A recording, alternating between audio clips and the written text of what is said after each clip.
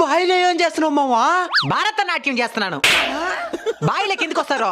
ఒకటి నీళ్ళు తాగేదానికి వస్తారు, లేదంటే సచ్చేదానికి వస్తారు. నీళ్లు మాత్రం తాగొద్దు మావా. అంటే సావమంటావు? అట్ట కాదు మావా, ఆ నీళ్లు క్లీన్ గా లేదు మావా.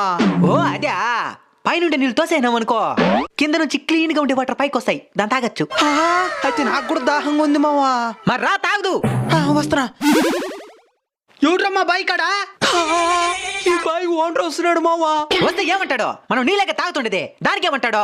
ఆయన ఈ బాయిలో చేపలు వదులున్నాడు మావా. మన చేపలు దొంగతనం చేస్తే దానికి వచ్చినాం అనుకుంటాడు. సచ్చినరా ఐడియా. ఊపిరి బిగి పెట్టి నీళ్ళలో దాగునేద్దాం, ఆయన నిలిపిన తర్వాత లేద్దాం. ఎవడు లేదులే, ఉంటే సచ్చునుంటాడు.